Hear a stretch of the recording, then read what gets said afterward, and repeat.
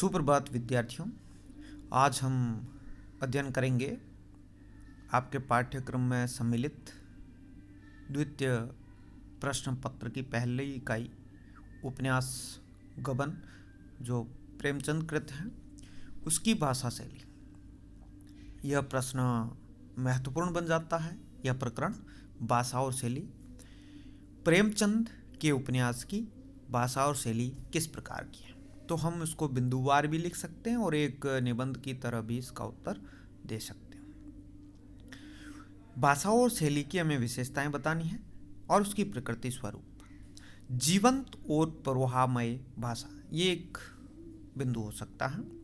एक इस विशेषता है जीवंत और प्रवाहमय भाषा। कैसी है भाषा शैली?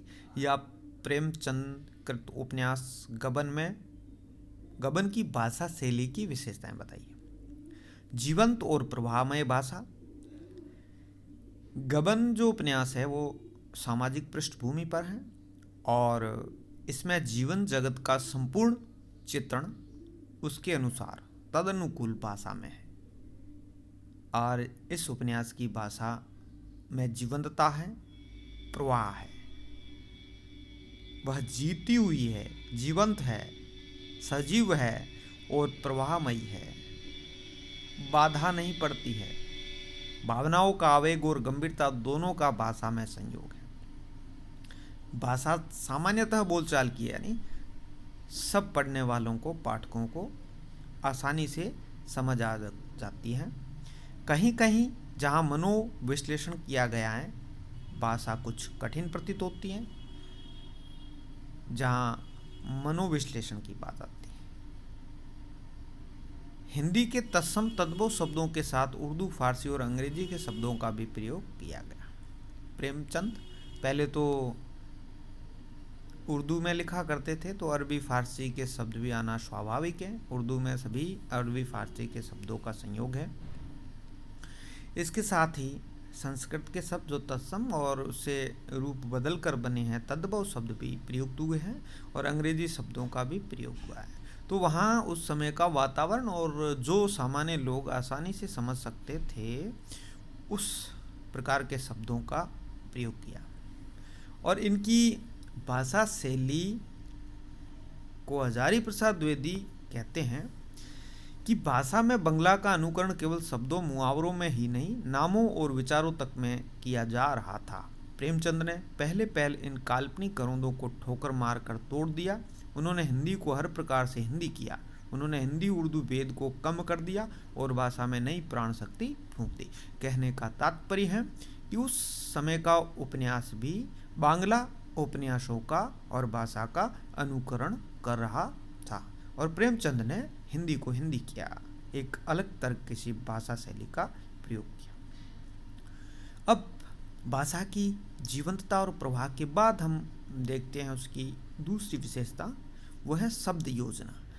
कौन कौन से शब्द, हम एक दो उदाहरण देकर समझा सकते हैं कि किस प्रकार के तत्सम शब्द, किस प्रकार के तद्भव शब्द और उर्दू, फारसी के, अंग्रेजी शब्दों का प्रयोग किया है।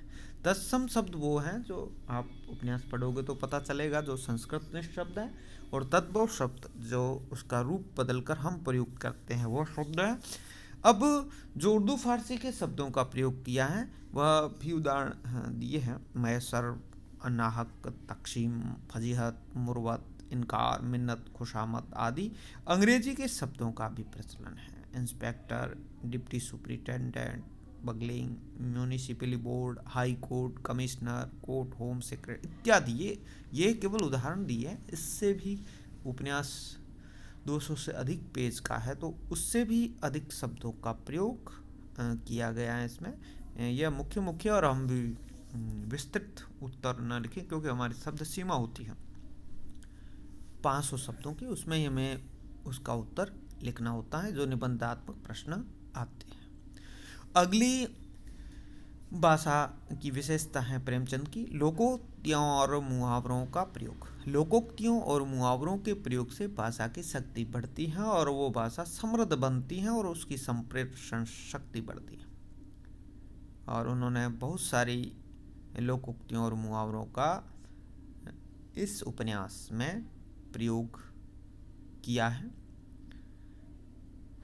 जैसे कुछ उदाहरण भी दिए हैं। मियाँ की जूती मियाँ का सिर, विष की गांठ, बुझती आग में तेल डालना ये मुहावरा, आंखें फेरना मुहावरा, सिर मुड़ाते ही ओले पड़ना, अक्ल की गांठ खुलना, घाव पर नमक छिड़कना, दाल न गलना, आधा तितर आधा बटेर, आंख फूटी पीर गई, बछिया के ताऊ तलबे सहलाना, छठी का दूध आना इत्यादि मुहावरे और लोकोक्तियों का प्रयोग प्रेमचंद के उपन्यास गबन ही नहीं बल्कि उनका संपूर्ण साहित्य में मिलता है, जो उस युग में प्रचलित थे। अब उसकी चौथी विशेषता हम देखें तो है अलंकारिकता। अलंकारिकता अलंकार काव्य की महत्वपूर्ण विशेषता है। कविता की एक श्रृंगार है, लेकिन जब गद्य में भी इसका प्रयोग किया जाता है तो वह वाक्यों की सुंदरता बनती है।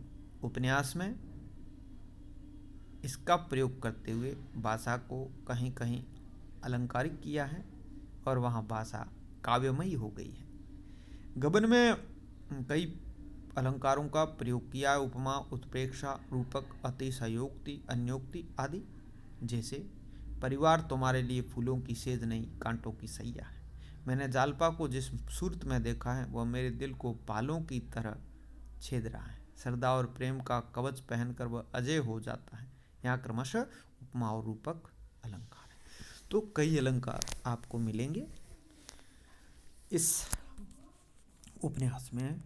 अगली विशेषता है सूक्तियों की रचना। ऐसे ऐसे वाक्य रचना की है, ऐसे शब्दावली का प्रयोग किया है और छोटे छोटे वाक्य हमें लगता है कि यह एक सूक्ति है।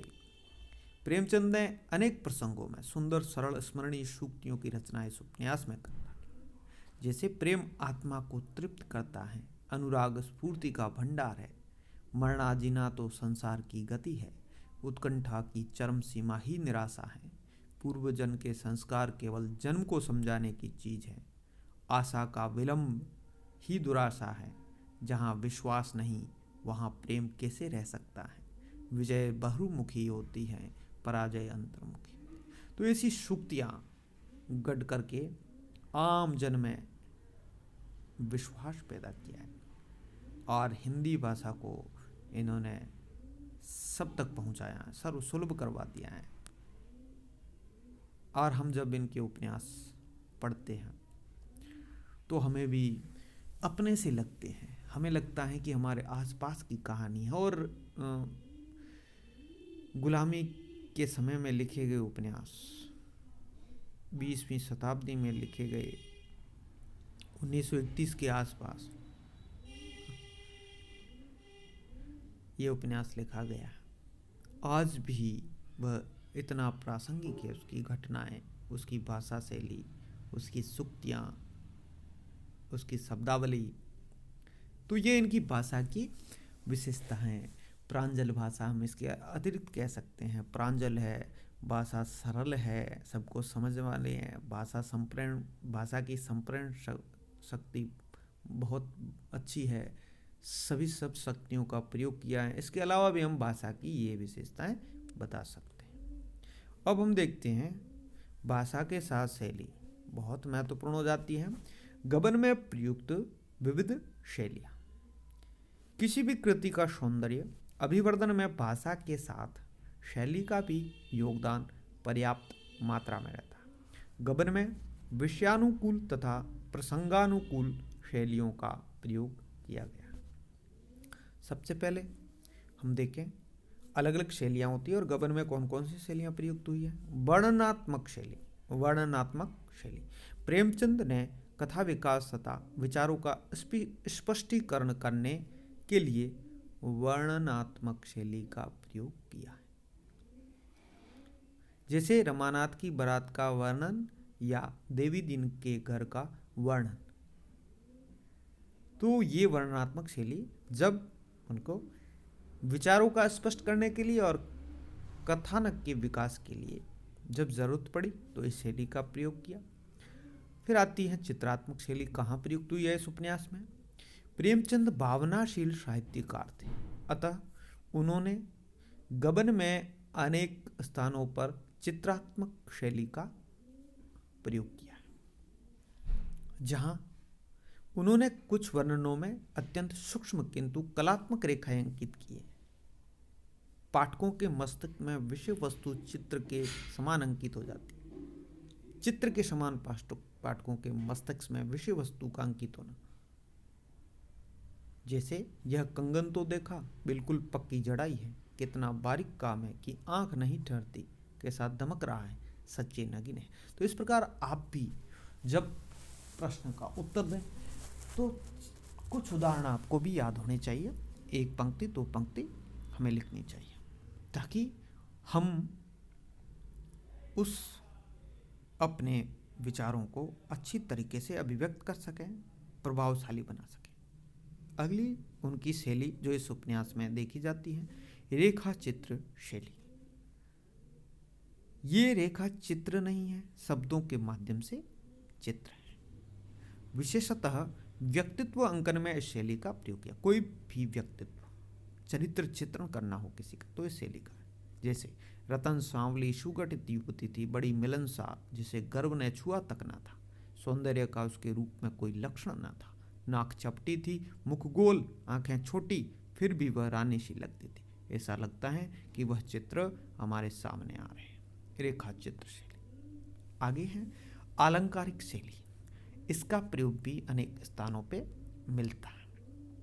जैसे सामने उद्यान में चांदनी कुहरे की चादर ओढ़ जमीन पर पड़ी सिसक रही थी, मानवीकरण किया गया। इस कृपण हृदय में कितना प्रेम संचित हो रहा था। वह सब माता के स्तन में एकत्र होने वाले दूध की भांति बाहर निकलने को आतुर हो गया।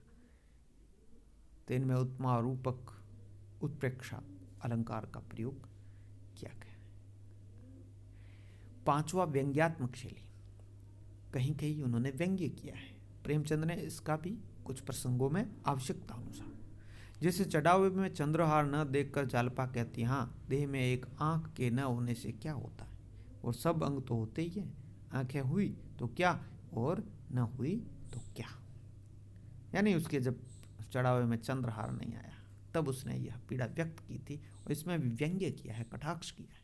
तात्पर्य यह है कि गबन उपन्यास में प्रेमचंद ने ऐसी भाषा शैली का आदर्श प्रस्तुत किया है जो बाद के लेखकों के लिए अनुकरणीय है, अनुकरणीय आदर्श बनी है। और कई बाद के लेखकों ने प्रेमचंद की भाषा शैली का अनुकरण किया है। तो इस प्रकार हम कह सकते हैं कि प्रेमचंद की जो भाषा शैली है वह सरल, प्रांजल और उस समय प्रचलित सभी भाषाओं के शब्दों का प्रयोग है, और आसानी से जो लोगों को समझ आ सके।